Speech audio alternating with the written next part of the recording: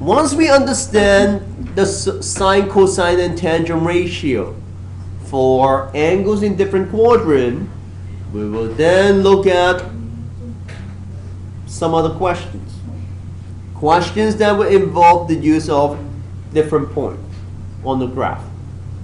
They may not give us the angle, but they want us to find the angle when we are given something else. In example number 4, we have a point on the graph. -4, +5. -4 and +5. I have a point here on the graph, and this point is on the terminal arm. As you can see, this terminal arm will give us an angle in standard position. This is the angle in standard position.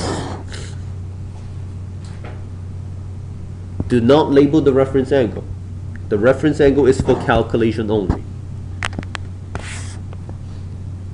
This is the reference angle. But if you are told to sketch the angle, indicate the angle in standard position. Using the coordinate, the x and y coordinate, we can now label the length of the right triangle involved. Here is your right triangle. We have -4 for the adjacent and 5 for the opposite. Here is your right angle. We can find the angle theta in standard position using the reference angle. Your reference angle will help us to do the calculation, and we can then convert this reference angle to angle in standard position.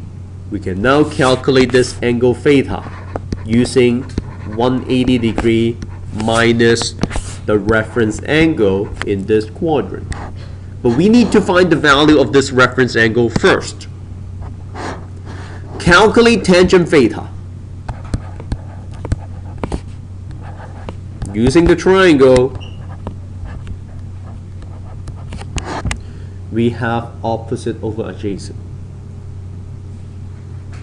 And that would be the ratio for tan theta. Nothing else.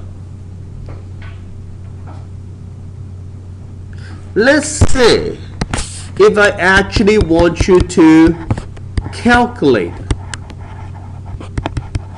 theta, then you'll be using your calculator to find the value. On your calculator, if you actually want to find angle theta, I can now bring the tangent to the other side.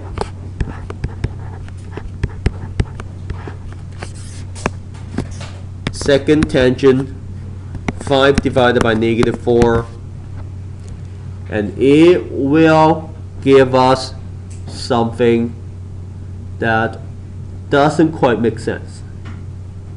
And that's why I don't want you to use negative when you do your calculation. It would actually give us -51.3. That angle doesn't quite make sense to us because we haven't learned negative angle yet. Negative angle would actually give us the size of this angle going clockwise, which you are going to learn in grade 12. But for now, we don't want to deal with negative angles. We don't want to deal with negative side length. So if you are actually calculating, if you are to find the angle, what I will usually do is to find the reference angle first by ignoring the negative sign at this time. So on my calculator, I will try second and tangent, 5 divided by 4 for now, not -4. And this will give us the reference angle. in the picture. 5 divided by 4 without the negative, not negative 4. Find the reference angle, which is 51.3 degree. This is your reference angle.